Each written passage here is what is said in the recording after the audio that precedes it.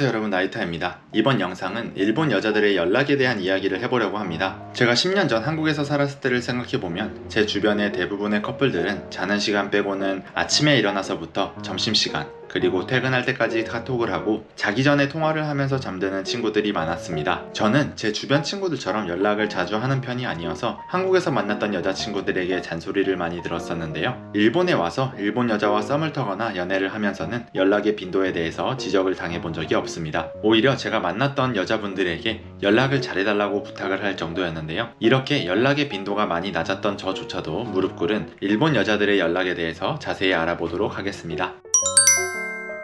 일본 여자들이 연락이 많이 느리다는 것은 구독자 여러분들도 한 번쯤은 소문으로 들어보셨을 겁니다. 연락이 한국보다 비교적 늦은 일본 여자의 심리를 알고 싶어서 제 유튜브 영상에 수많은 분들이 댓글을 달아주시는데요. 일단 일본 여자분들 뿐만 아니라 일본 남자들도 연락의 빈도가 낮습니다. 일본에서는 연락을 하는 게 상대방의 시간을 뺏는다고 할까요? 상대방의 생활을 방해한다는 느낌이라고 생각하는 것 같은데요. 만약 일본은 일관계로 상대방의 회사에 방문한 후 돌아갈 때라든지 친구의 집에 방문하고 돌아갈 때에 일본어로 오자마시마시다 라고 표현하는데요. 일본어로 자마라는 단어가 방해라는 의미입니다. 그렇게 방해했습니다 라는 약간 사과의 의미를 담은 겸양어를 사용합니다. 또 상대방과 커뮤니케이션이 끝날 때에는 습관처럼 일본어로 오지강 아리가또 고자이마시다 라고 표현하는데요. 시간 내주셔서 감사하다는 표현은 너무 일상적인 표현으로 일본 생활을 하면서 정말 귀에 딱지가 생길 정도로 듣습니다. 그렇기에 일본에서는 내 개인적인 시간이 중요한 만큼 상대방의 개인적인 시간도 존중하는 마음이 있기에 정말 구체적이고 특별한 이유가 있는 경우가 아니라면 연락을 하지 않는 것이 예의이고 미덕이라고 생각하는 것 같습니다. 제 주변에 일본 여자분들이 제가 한국인인 걸 들으면 가끔 한국 남자들은 정말 아침에 일어나서 잘 잤냐고 연락을 하고 점심 먹었는지 그런 사소한 연락을 하는지에 대해서 물어보는데요. 제가 실제로 한국에서는 그렇게 한다고 말하면 그렇게 하나하나 연인과 사소한 연락을 하게 되면 자기 생활이 없을 것 같다고 무리라고 말하는 분들이 많습니다. 여기까지 따라오셨다면 일본 사람들은 실제로 연애를 할 때 어느 정도의 빈도로 연락하는지에 대해 궁금해지셨을 것 같은데요. 제 경험 및 주변의 한국인 지인들의 경험을 토대로 말씀드리면 데이트에 대한 약속을 잡을 때를 제외하면 하루에 2-3통 정도 라인을 주고받는 것이 일반적인 것 같습니다.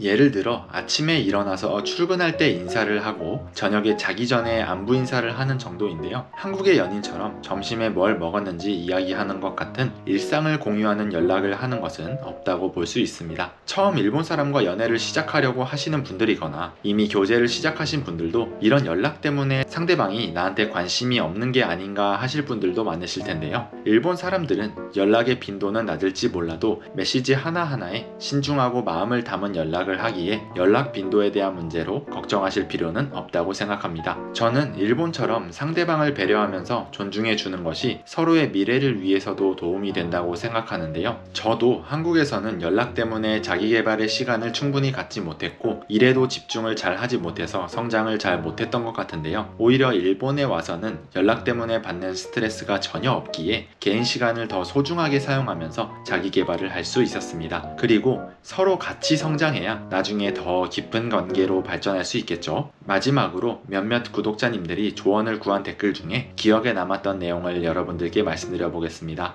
일본 여자랑 연락을 시작했는데 2-3일에 한 번씩 연락 오는데 저에게 관심 없는 거 아닌가요? 비슷한 댓글이 기억에 남는데요. 제 경험상 2-3일에 한 번씩 연락하는 분들도 생각보다 많았습니다. 제 와이프도 저랑 연애하기 전에는 답장이 3일 이상 걸린 적도 있었습니다. 일본에서는 연애를 시작하게 되면 친구와의 약속이 없는 이상 주말을 대부분 남자친구나 여자친구와의 시간으로 사용하는데요. 저와 연애했던 시절의 와이프는 주말에 저랑 데이트 약속을 정한 상태라면 일주일 동안 있었던 이야기는 주말에 만나서 하면 되니까 소문으로 들은 한국의 연애처럼 계속 연락하지 않아도 된다면서 평일에는 일 끝나고 오빠 시간 충분히 가지라고 들었던 기억이 있네요. 하지만 연인이 되고 나서도 연락이 많이 늦는 일본 분들은 비교적 비교적 자유로운 영혼이 많았기에 주의는 필요한 것 같습니다. 또 일본에 여행을 오시거나 일본에 살기 시작한 지 얼마 안 되신 분들이 이자카야의 여자 점원에게 인스타나 라인을 교환하자는 이야기를 들어서 손주 이름까지 생각하시면서 설레는 분들도 많으셨는데요. 안타깝게도 이런 여성 점원의 연락처 교환은 99% 영업입니다. 에이 나유타님, 일반 이자카야에서 번호 교환하는 게 무슨 영업이에요. 돈도 안 될 텐데 라고 하실 분들도 있을 것 같아서 말씀드리자면, 만약 이렇게 점원분들과 연락처를 교환한 후에 여러분이 또 다시 그 가게를 방문하게 되면 연락처를 교환한 점원에게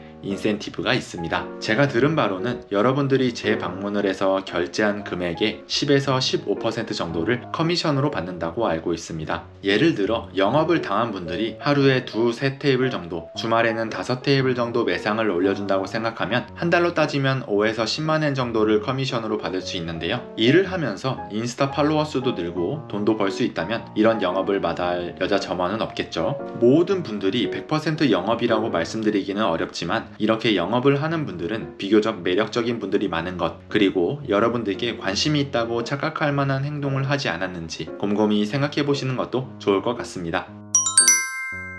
이번 영상은 여기까지입니다. 일본 사람들의 연락 빈도가 한국보다 비교적 적다는 것이 일본 사람들은 연락을 소중하게 생각하지 않는다고 인터넷에서는 좋지 않은 의미로 퍼져 있는 것 같은데요. 제가 경험하고 느낀 대부분의 일본 사람들은 상대방의 연락에 감사의 마음을 꼭 가지고 있고, 한 번의 연락이라도 단어 하나하나 신중하게 고려하기에 상대방과의 인연을 아주 소중히 한다고 말씀드리고 싶습니다. 만약 이번 영상에 대한 여러분의 경험이나 의견이 있으시다면 댓글로 꼭 남겨주시면 감사하겠습니다. 이번 영상이 마음에 드셨다면 구독과 좋아요를 꼭 부탁드리며 다음 영상도 기대해주세요. 마타네!